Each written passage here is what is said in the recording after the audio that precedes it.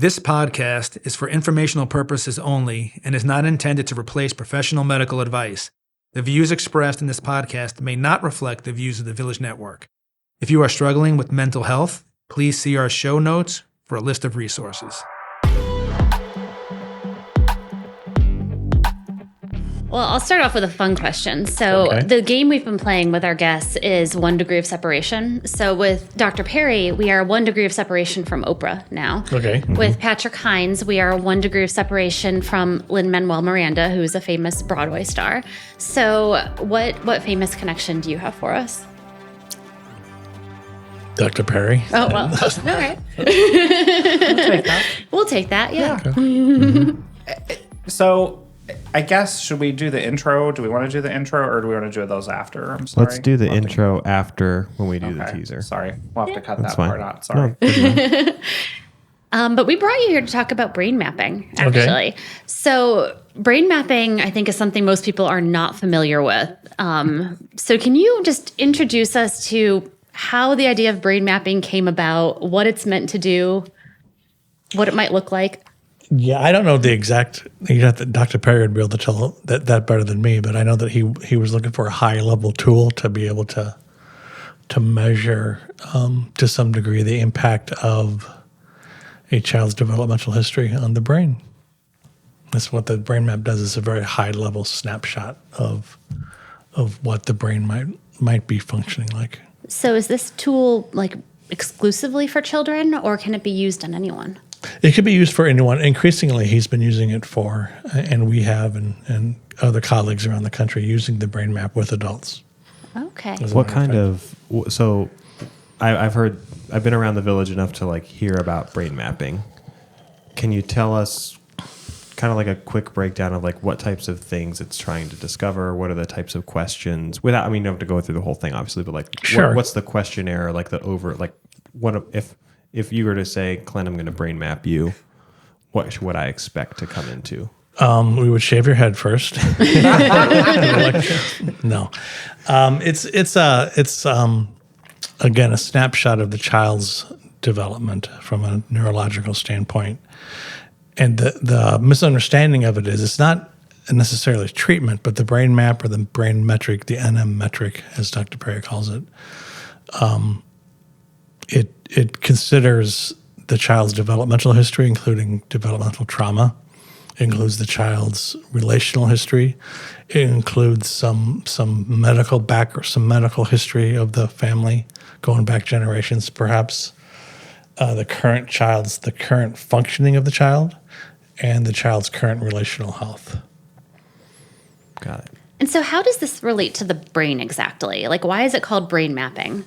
It gives a snapshot. I keep looking at, but it's an upside down triangle essentially with the brainstem at the tip of the bottom of the triangle, and it goes up subsequent functioning with the frontal cortex at the very top, and it maps out in different colors how that part of the brain is functioning in relation to the child's chronological age.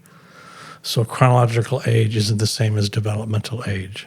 So we have 15, 16-year-olds in our program, and the brain map shows they might be functioning in some areas like a toddler rather than a 16-year-old because of the trauma and neglect that they've been through. So I'm an adult. Would my brain map be perfect? No. Okay. Nobody's brain map is perfect. Nobody's is perfect.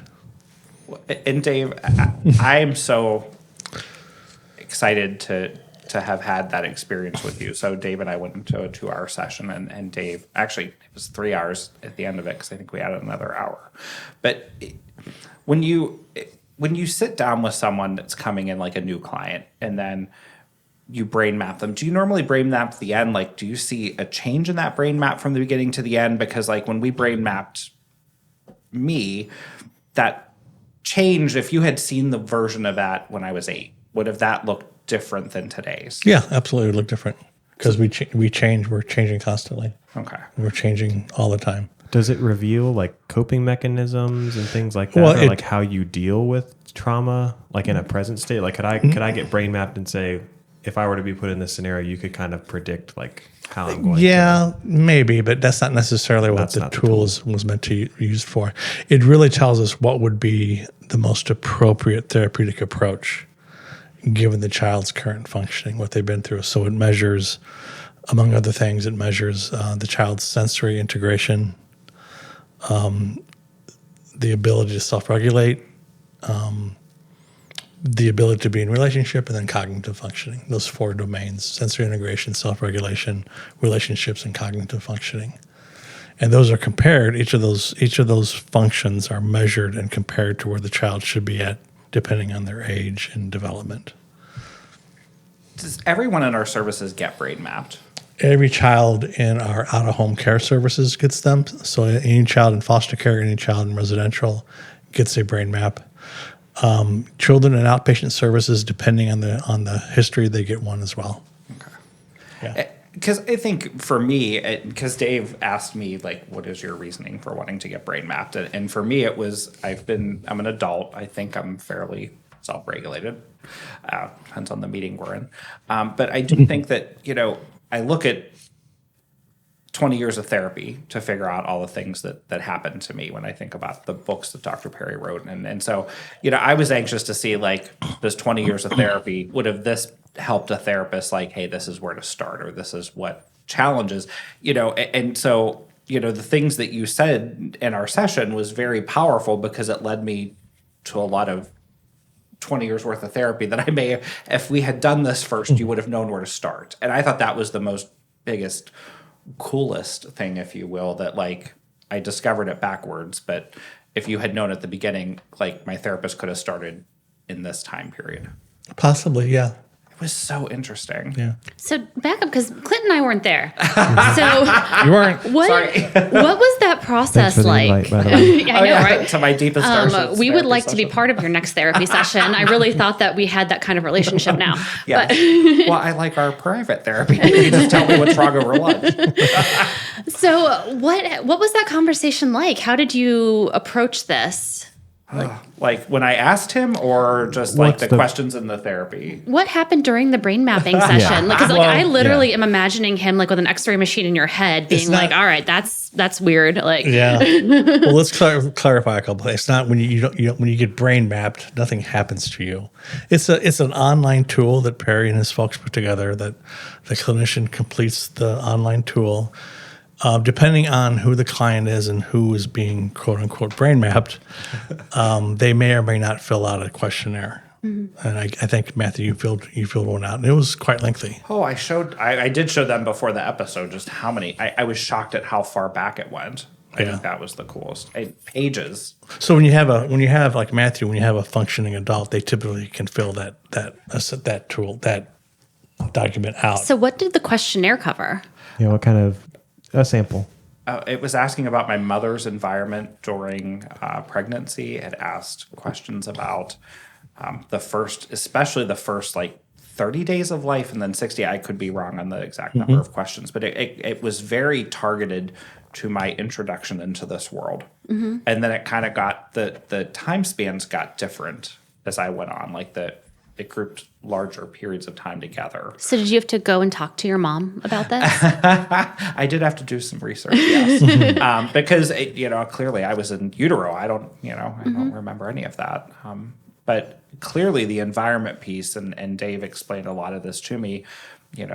If I was being born right now, and there was a war going on, or generational poverty, it was so. That to me was the part that I didn't realize could have an effect on me. So like things like the mother working in a high stress environment that can have like lasting effects. That can, if for example the mother is pregnant at the time, and she's working in a very high stressful environment, and she doesn't have any support, that could have an impact on the child's development.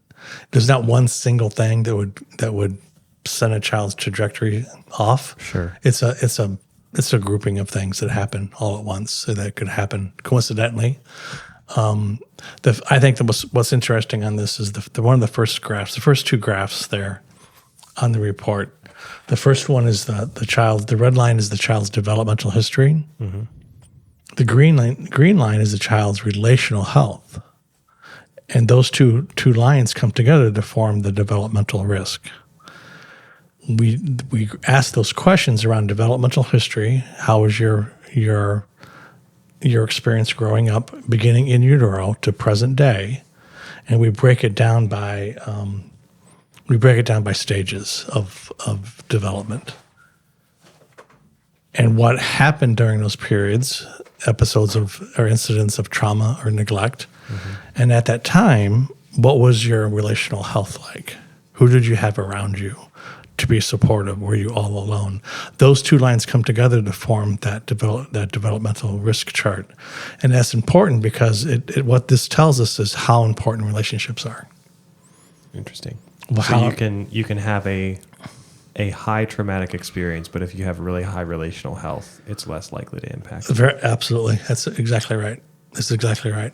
As a matter of fact, the biggest, I know we can't see this, people who are listening, right? But the most important measure, Dr. Perry tells us on this tool, and I think even he was surprised, is the child's current relational health. Of all the measures on this tool, this is the most predictable of your future, this is the most telling. Because the red is that you're impoverished. And again, that speaks to how important relationships are. Relationships serve as a buffer to trauma. Wow. So when you look at that now, Dave, how is my relational health? Like and we might have to cut this part out if I don't like the way it sounds. My poor husband. Is this yours? Okay. Yeah, that was mine. Well, it's excellent. It's enriched. Okay. So, but like when you look at that, when the lines cross, because Dave, you were telling me like an example that you use a lot in your trainings was the kid who had no lines that ever crossed. Mm-hmm. The relational and the developmental piece, I believe, are the correct terms. The relational health and the developmental adverse experiences, yeah. So when you look at mine, what time period does it take you to? Childhood, right when the lines are crossing. Okay. In the childhood. And so Dave isn't telling my story. I don't want to break our confidence because I was in a therapy session at that point, and Dave put on his therapy hat. The interesting part that we discovered that was really powerful was that I did have a traumatic experience, but the relationships and the strong family bond is what carried me through it. And that was very true to the work I had done. And Dave, I thought that was so, like, I teared up a little when Dave was telling me that because it was, it was really cool because even though something bad had happened, I had the support system, which, goes back to Dr. Perry's that you need 4 adults around. And luckily I had that. So, for me, it was so cool to be in that. Dave, I never saw that side of your work, and I've known you now for 2 years, and I see you talk about these things, but to sit in a space where you were doing the work that you just shine at doing, by the way, it was just so cool. I don't know that I'll ever be able to thank you enough for what that experience was. Martha's putting the bill together now. Is she? Thanks, Martha. But, I do think that it was very interesting. Can you share the story that you use in trainings about the lines that don't cross, and could you share like how that could happen? I think the most troubling story we have, at least in my years of doing this, is a child we had from Toledo. I won't obviously give his name, but he came into our residential program from juvenile court. He was on probation, and Children's Services was involved as well. He was physically aggressive almost every day that he was with us. And you guys have heard of stories of triggers. You know what triggers are? And usually they tell a story of a kid who was maybe abused by a mom's boyfriend, and he wore a certain cologne. And 5 years later, he's sitting in a class and is a substitute teacher, and that substitute teacher happens to be wearing the same cologne. He's not making the connection, but he just knows that he's pissed off at this teacher, and he doesn't know why. He's suddenly in a really bad mood, even verging on rage, and he's not cooperating. He's disrupting the class. And the substitute teacher eventually tells him to go down to the principal's office, and that starts to spiral. Well, we have stories like that all the time of kids who have triggers, who have reminders of trauma, and they're not making the connection. And consequently, they are constantly, a lot of times, I shouldn't say constantly, but they're often dysregulated. And for us, for me, the most heartbreaking story, I guess, of that is a young man from Toledo, as I said, that even the mere presence of another person, not a particular cologne, not a particular, did they have a beard or did they shave or were they bald or were they man or a woman, but just a person, it was an evocative cue for him because he had such a horrific trauma history. At the time he came to us, his father was in prison, his mother was in a psychiatric hospital, and he was in permanent custody of Children's Services, meaning he was not going to be going back to any family at that time. Probably, I think he was in PPLA, as a matter of fact. Anyway, when he was 5 or 6 years old, his mother, who was a drug addict, and she, by the way, abused drugs when she was pregnant with him, she prostituted him at that young age to support her drug habit. So in the back seat of a car in a parking lot in Walmart in Toledo, she was prostituting him out at that young age. So he comes to us when he's 14, 15 years old, and he's just so wired for sound.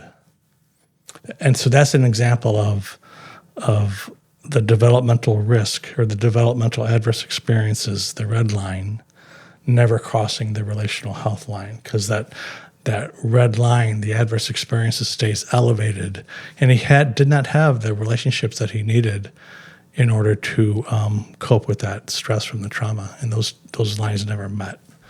So he'll have difficulty. He'll struggle for the rest of his life. Wow.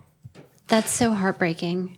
Is there an age where relational health cannot, I don't want to say overcome or help to repair past trauma? You said he was 14 when he came to us. If he had gotten help at 10, if he had gotten help at 7, would he have had better outcomes possibly? Well, it's twofold. So the earlier the adverse experiences occur, the more critical it is. The earlier a child experiences abuse and neglect, because the brain is still developing at that age. But at the same time, the earlier intervention can occur is also critical. Mm. So there's not an exact answer to that, but it's a combination of when did it occur. So that's a big part of the brain mapping, is finding out when the trauma occurred, what was happening in the child's life when the trauma occurred. Was he or she neglected from age 5 to 6? And at that time, dad had left the family, and mom, who was raising 3 other kids in poverty. So, he didn't, in that case, I'm making this up as I go, that child did not have that relational wealth, that network of therapeutic support that Dr. Perry talks about. That child would be impacted more adversely than a child who had support and people around them. So to answer your question, there isn't an exact age, or there isn't. The younger the age, the interventions can occur, the better. And the younger the age, the trauma occurs, the worse. I imagine for some clients, you have incomplete family histories, incomplete trauma histories. Absolutely. How does that work with the mapping? How are you able to kind of fill in that information, or does something about their behavior give you clues? Or Are there leading indicators that allow you to fill in? Yeah, that's a good question. So over the years, Dr. Perry has developed, I believe some NM therapists developed this. They call it an ER metric, an emergency room metric. So I'm not sure where it occurred, but there was NMT trained clinicians in an hospital emergency room and treating trauma victims. And they, in that situation, you hardly know anything about them. So they answer certain parts of the brain map just as a flat line. Everything's neutral, mostly about the child's history, the person's history. But they do know about the current functioning. So that is a kind of a partial brain map that gives us an idea into what part of the brain may be disorganized due to the child's history. But yeah, the current functioning is a big indicator of where you could start looking and investigate. So when you get the brain map for a kid that is here, like you were talking about the 4 areas of focus, the rhythmic, the relational, what type of clues are you looking for in there? And then how do you apply it to the therapy? I think to Lynette's point, let's say now you have that information. Like mine, you said, is there something on mine even that you would say, okay, Matthew, this is where you still need help here, or this is, when you think about our kids coming in, like we have these sensory integration rooms, like if I had a sensory issue, is that where you'd start? Well, yes. Yeah, exactly. So knowing what we know from the NM model and from the neurosciences, the brain develops from the bottom to the top.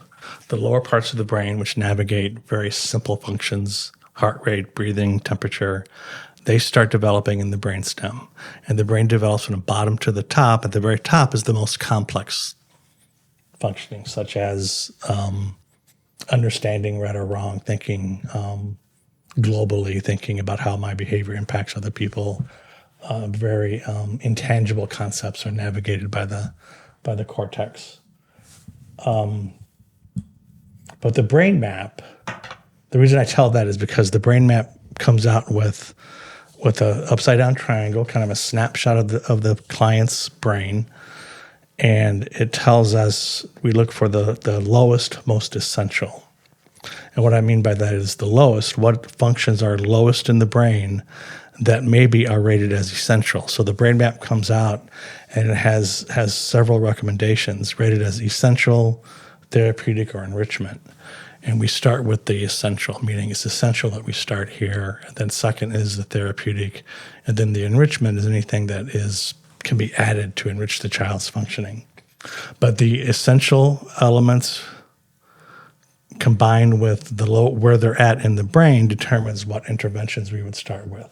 So if we get a child who has a brain map and it shows that sensory integration is essential, we would start with interventions that would target the lower parts of the brain because sensory integration is navigated by the brainstem.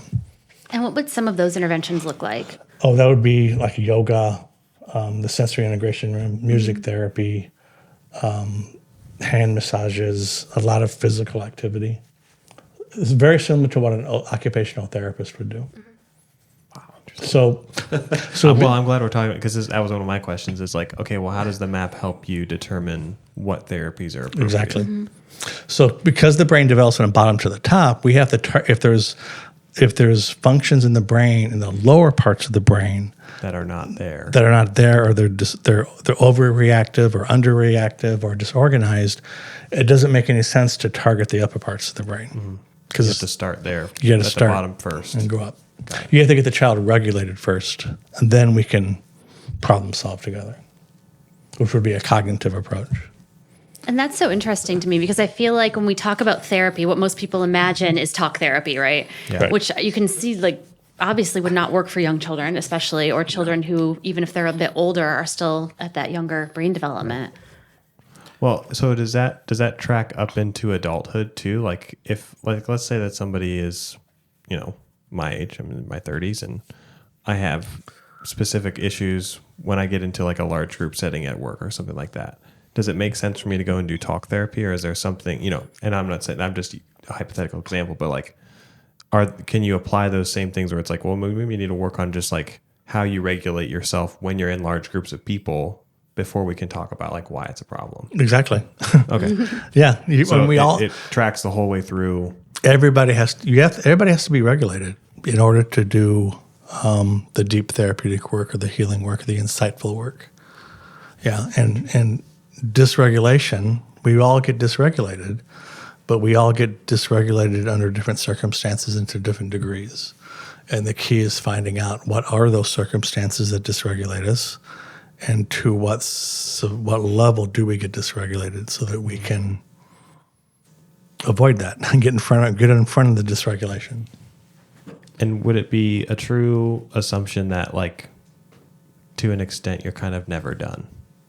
Because different scenarios can present themselves that can trigger those things, whether you're... Because life happens, right? Right. Okay. Yeah. I'm mostly bringing that because I was talking to my therapist a couple weeks ago when I was dealing with something, and it was just interesting because she was like, oh, well, the reason that you're so like ramped up or emotional or feel the way you feel about this and why it's upsetting is because it's tapping into it's something new, tapping into the same things that used to always, that you would have to work through. But now it's happening in a different way. Mm-hmm.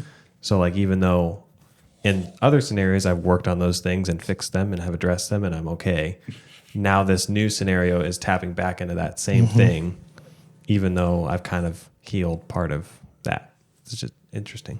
It's fun being human, isn't it? Oh, it's the best. But that's therapy, being able to sit back Right. and say, that's a trigger to this. Yeah. That's insight. Yeah. But you can't get that insight unless you're regulated. Right. I was hit on my way to work a couple weeks ago, and I was in a really bad auto accident years ago that I used EMDR tap therapy to get through. You tell me that, yeah. And it was interesting when that woman hit me, I was very dysregulated for about 10 minutes. I love that word. You all know it. But I think that the fun part about that was I came into work because I was on my way to work. It wasn't a terrible accident. The car was fine. But I started crying when I came to work. I teared up and I realized that I was that crunch and that moment, and it took me back there, kind of like you were talking about. But it was funny because I realized I'm insured. It was an accident. No one was hurt. Everyone's fine. I had to kind of like do the checklist in my head that this is okay. But that moment, that instant moment, that cologne, like that story you told, like it took me somewhere that I didn't want to go. Sure. But I also have the life experience, and I think that's the coolest part about therapy. But I don't know that if I hadn't worked here and been around all of you, that I would have ever pieced together that the reason I was a little bit anxious was because it brought back something that happened over a decade ago. That to me, to your point, like you never know when it's going to trigger you. Right. And then how you apply it to today's trigger. Are you okay? I'm doing Okay. great. Look, we're doing therapy now. See, now it's your turn, Clint. You're now in the therapist chair. This is exactly where I want to have therapy. The problems that I have with people us. on a public platform. Oh, yeah. Oh, absolutely.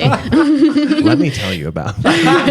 Starting alphabetically. But Dave, I'm just opening my contacts list. who do we want to start with today? I was going to say, I think another really important measure on this, and has helped us so much and helped the kids so much, is what Dr. Perry calls the cortical modulation ratio, the CMR, or another way of saying it is executive functioning.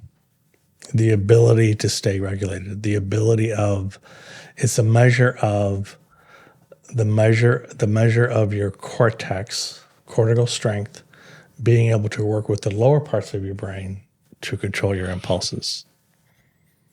Our impulse is executive functioning, the ability to sit in a meeting under pressure, getting questions fired at you about a project that's off track or something, and you being able to maintain your cool and be able to answer the questions without, right? That's that's executive functioning.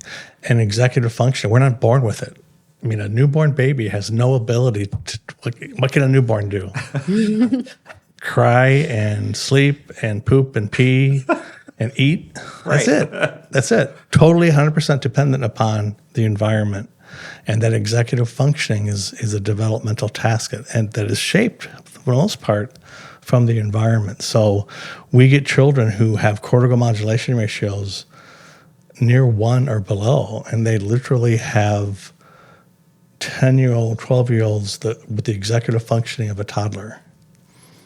So that has helped our staff be more patient, have more empathy and sympathy, and be more supportive, because they understand now that the child's not doing it on purpose.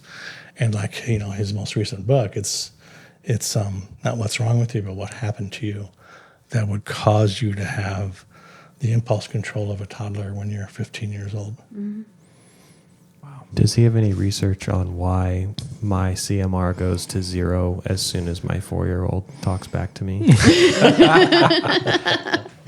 It only has to happen once, and I'm immediately done with it. Even that story gave me a little dysregulation.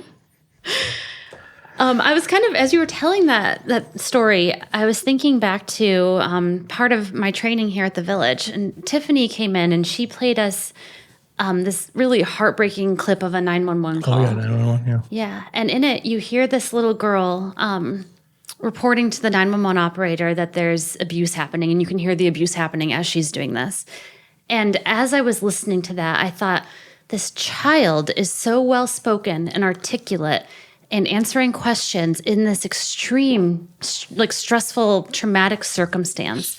So I kind of wonder, are there cases where the CMR actually goes the other way, when kids learn how to function under stress to the point where their executive function would surpass what one would expect to see because they've learned to cope in that way?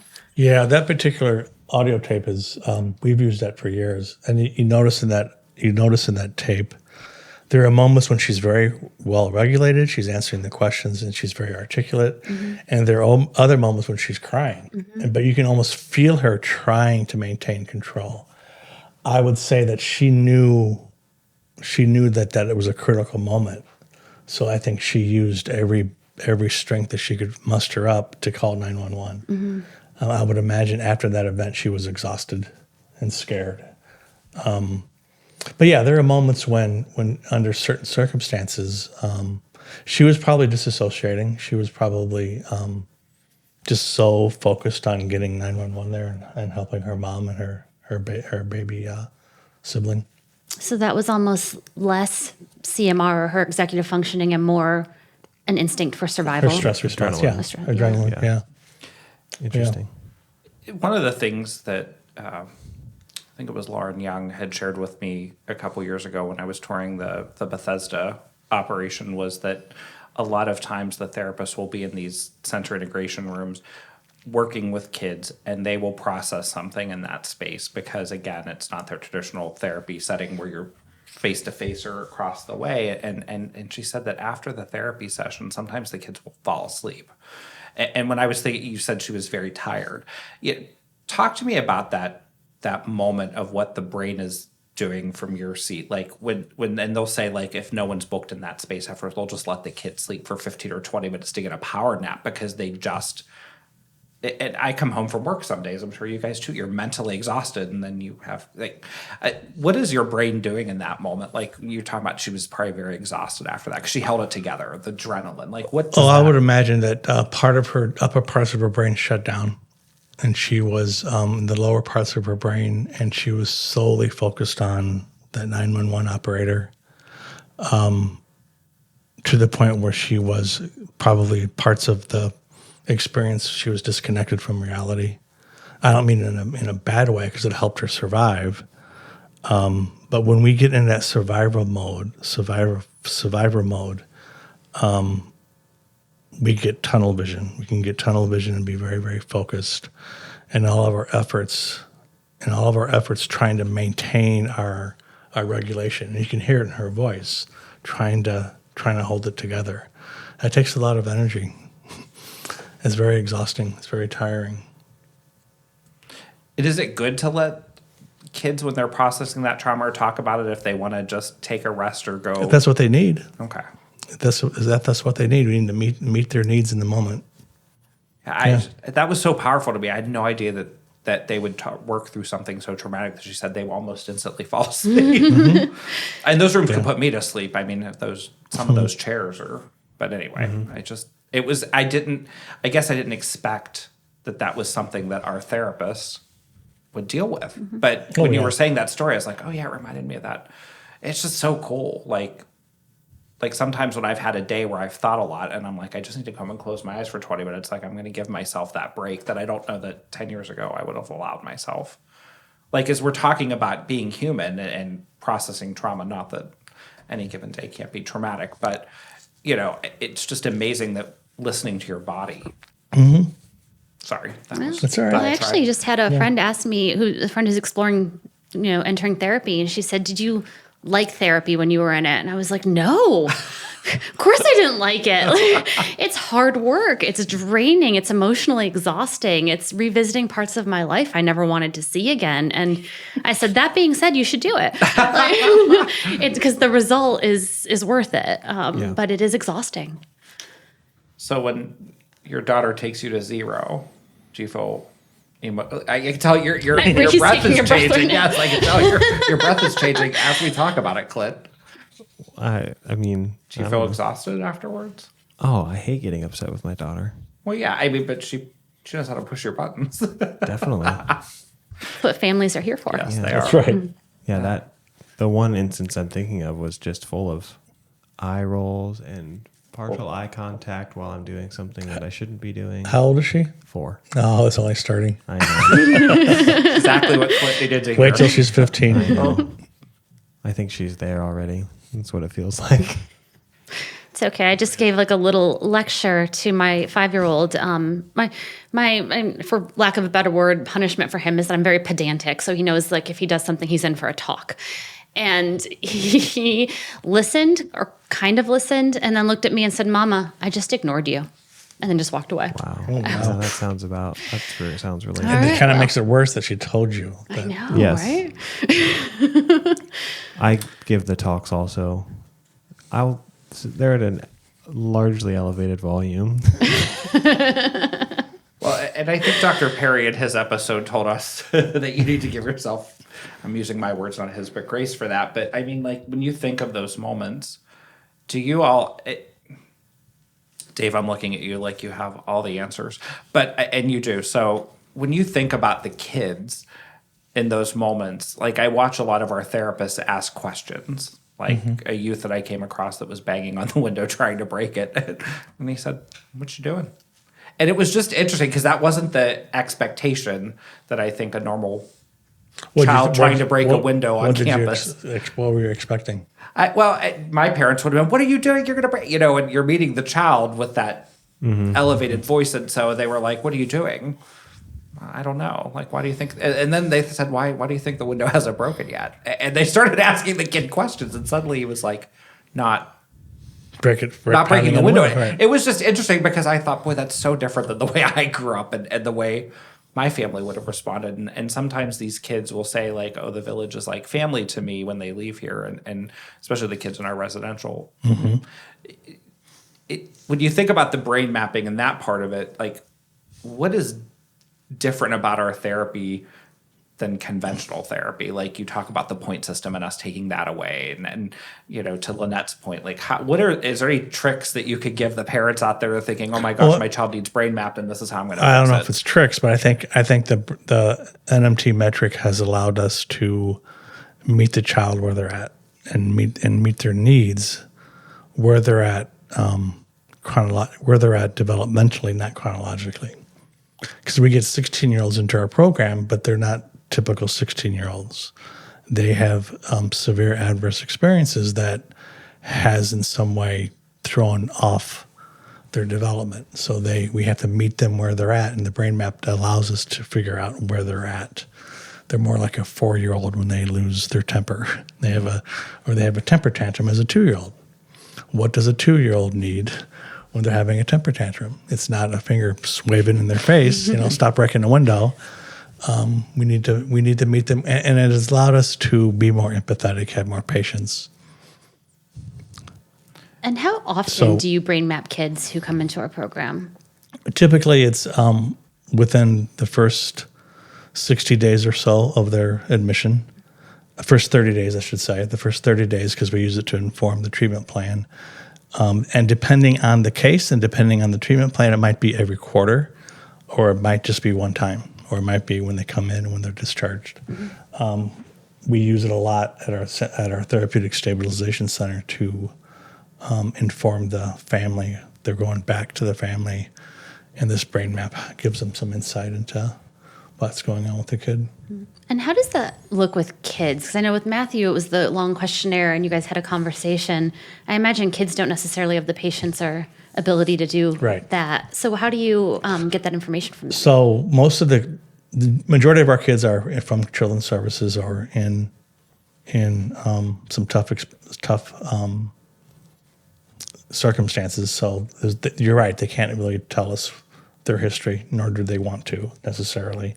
So we try to get a lot of information from the children's services, from the family, past providers. We'll request discharge reports from past providers, but mostly it's the family and the caseworker telling us, answering those questions on that form.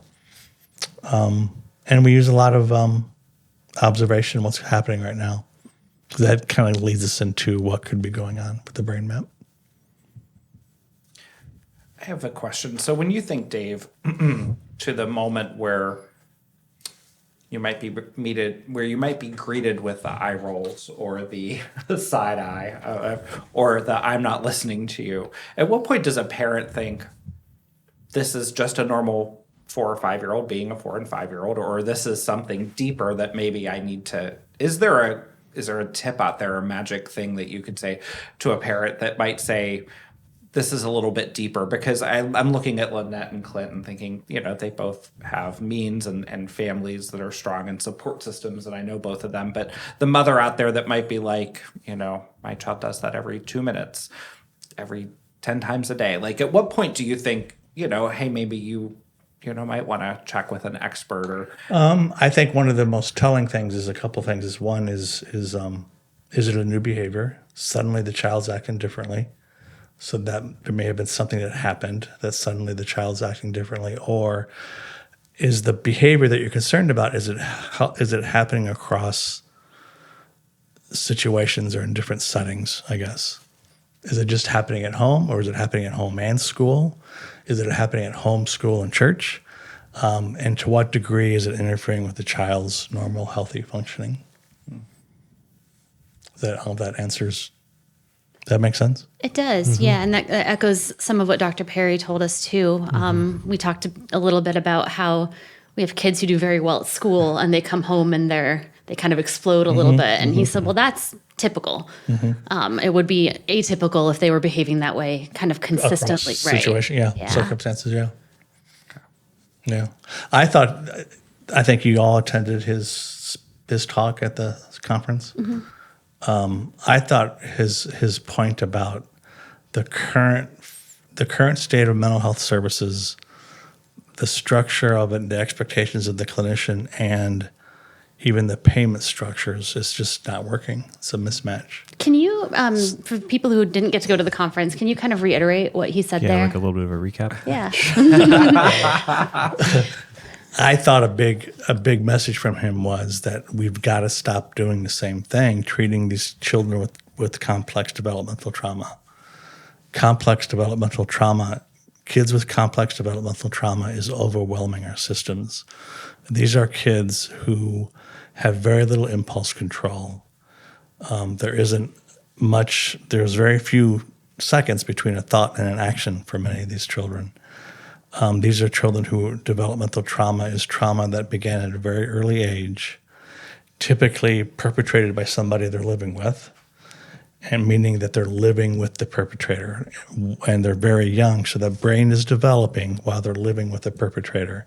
So that brain, it impacts the child's development. Thus, they call it developmental trauma.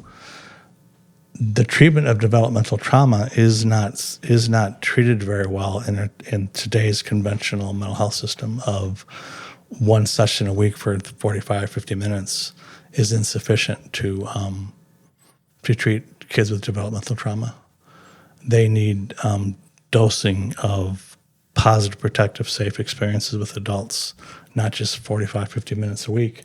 It's just insufficient. And then what happens is the clinician who's not informed, they write a report or make recommendations that this child's oppositional and is not cooperating with treatment, and it starts to spiral, and they start bouncing from provider to provider. It's a waste of resources, a waste of money. We got to figure out a way to not only compensate and get the resources to the mental health field to be able to treat kids with this complex developmental trauma in a way that's not conventional. I would also assume it's only going to get worse. Yep. That's what Dr. Perry was recommending. I think we asked him, he said there was a tsunami coming. There's already reports out, there's already articles out about the impact on younger kids from the pandemic, from the COVID. Yeah. Our CEO was trying to explain in a meeting just the ripple effect of services and how it affects people. And when Dr. Perry showed that at that, just the number of people and therapists that were needed for certain national tragedies that we all know, Uvalde was one of those examples, just the number of therapists that needed to have 30 hours a week availability for just that community. It was 1,600 therapists at 30 hours a week, I believe was the number. And that was just, I couldn't get over that. Yeah. For the number of people that were affected and family and extended family and neighbors, just neighbors of kids. You know, you're affected by that. Absolutely. It was just, that tsunami word is kind of scary. Yeah. So Dave, what Yeah, is that math, that's 38,000 hours a week. I can't imagine that there right? are enough therapists in the state of Texas. Yeah, there weren't enough. I think he said that in the thing. There weren't enough therapists in the state of Texas to. And all those therapists need supervisors.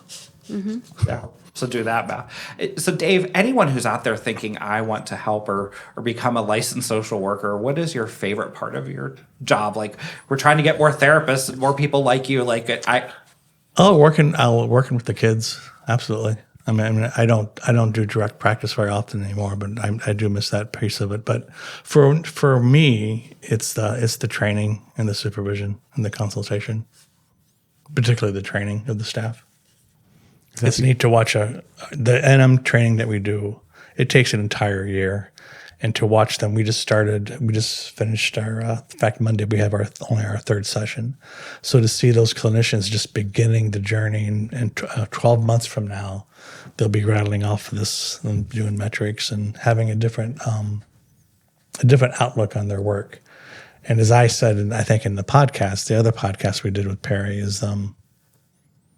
Actually, I think the introduction to Perry, I said that you can't help but become a better father, clinician, spouse, partner, employee, person doing the NMT. If you truly understand the NM, because essentially you're walking away understanding the neurosciences and how your development and your family history has impacted you, and learning how important relationships are, how you and each one of us can impact each other for both good and bad. So for anyone out there who's like, where can I get brain mapped? Is that something that is widely available? Can they hop on BuzzFeed and take a quiz? At your local gas station, there's a... Just go in and ask them for the NMT brain map.